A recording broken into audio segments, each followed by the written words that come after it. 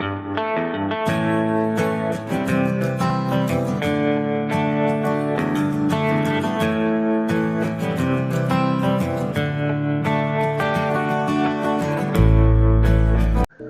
Hello guys, welcome back to my channel Marino Vijay. तो आज हम बात करेंगे कि जो अभी लेटेस्ट नोटिफिकेशन आ रही है, आपको सुनने में आ रहा है, आपको देखने में आ रहा है कि मर्चेंट नेवी की रिक्रूटमेंट आई है, जो कि 3571 पोस्ट के लिए आई है। तो इसके बारे में आज थोड़ा देखते हैं और मैं आपको बताता हूँ ये कैसे अप्लाई करना है और ये होता क्या है प्रॉपरली। चलो बात करते हैं। Merchant navy recruitment 2023 overview. Organisation India merchant navy. Post various post है। टोटल नंबर ऑफ पोस्ट कितनी है? 3571 और इसकी सैलरी भी इसमें दी हुई है, मैं आपको सब बताऊंगा। आई नो यहाँ से विजिबल नहीं होगा, आप देख नहीं पा रहे होंगे, पर मैं आपको बता देता हूँ।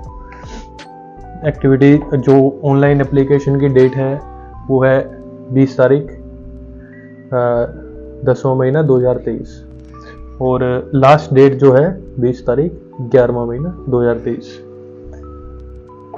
और उसके बाद इसमें जो इम्पोर्टेंट डेट्स हैं वो एडमिट कार्ड और एग्ज़ाम डेट है, जो कि दिसंबर 2023 में ही कंडक्ट होता है, या वो जो भी एकेडमी है वो कंडक्ट करेगी।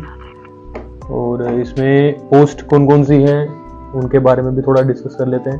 बेसिकली ये 10th पास के लिए है। जैसे ही किसी कैंडिडेट ने 10th किया हुआ है तो वो मर्चेंट नेवी ज्वाइन करना चाहता है, तो वो उसके लिए कोर्स होता है जीपी रेटिंग का। तो ये मैं ये चीज़ आगे बताऊंगा आपको सारी, आप कंटिन्यू बने रहिए वीडियो में, आप देखते रहिए वीडियो। डेक रेटिंग, इसमें एज लिमिट बताई हुई है कि कितनी एज लिमिट चाहिए होती है।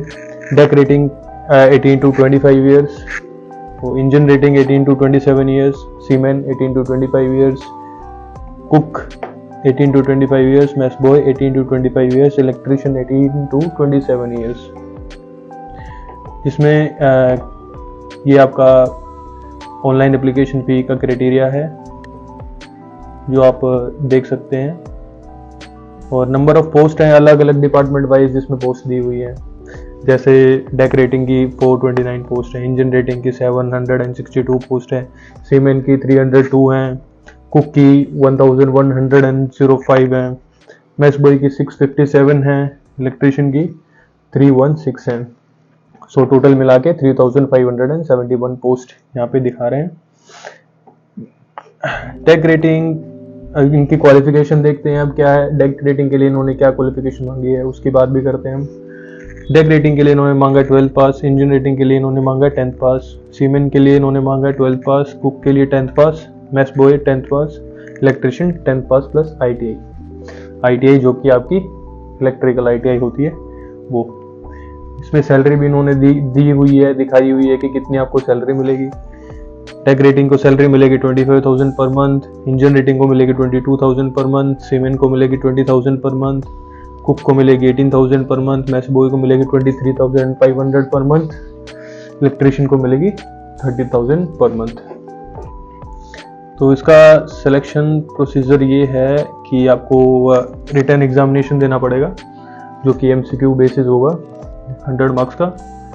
Each question carries 1 marks. ये तो इनकी डिटेल्स आप बाकी देख लीजिए। इसमें जो एग्जाम्स होंगे वो general awareness, science knowledge, English knowledge, aptitude and reasoning के होंगे। एग्जाम सेंटर वो आप जैसे ही इसको ओपन करोगे, इसमें डिटेल देखोगे, आपको सब पता लग जाएगा। बेसिकली हम बात करते हैं कि ये है क्या चीज़। मर्चेंट नेवी चीज़ क्या है? मर्चेंट नेवी बेसिकली कोई एक ऑर्गेनाइजेशन नहीं है, it's a group of companies.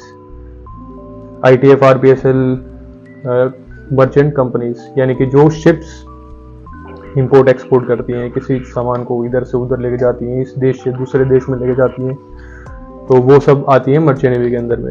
इसमें हर तरह की कंपनीज होती हैं, private companies, semi government companies. पर मर्चेंट नेवी ऐसा कोई रिक्रूटमेंट नहीं निकालती है। ये रिक्रूटमेंट निकाली गई है सीलेन मैरीटाइम एकेडमी के द्वारा। सीलेन मैरीटाइम एकेडमी है जिसका ये एंट्रेंस एग्जाम है, जिसमें इन्होंने इतनी क्वालिफिकेशन मांगी हुई है बच्चों की। और उसके बाद जैसे ही आप एग्ज़ाम देते हो तो आपको कोर्स करना पड़ेगा इस एकेडमी में।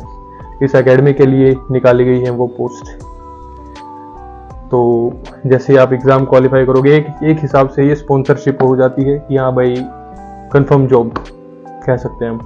ये यूपी में है, सीलिन मैरीटाइम एकेडमी, उसका ये एग्जामिनेशन का है, एंट्रेंस एग्ज़ाम है, जिसमें इन्होंने वेरियस पोस्ट दी हुई हैं और एग्ज़ाम प्रोसीजर है। उसके बाद आपको वहाँ पे कोर्स करना पड़ेगा। जीपी रेटिंग 6 महीने का कोर्स होता है, जीपी रेटिंग। तो वो कोर्स के लिए ये सारी वैकेंसीज आई हुई हैं या फिर ये सारी रिक्रूटमेंट इन्होंने शो की हुई है। तो मर्चेंट नेवी ऐसा नहीं है कि आप एग्ज़ाम दोगे, 10th के बाद आपने एग्ज़ाम दे दिया, आप सीधे मर्चेंट नेवी या शिप पे चले गए, ऐसा नहीं होता है। अगर ऐसा होता है तो आप कंफर्म करके जाइए, अपने रिस्क पे जाइए।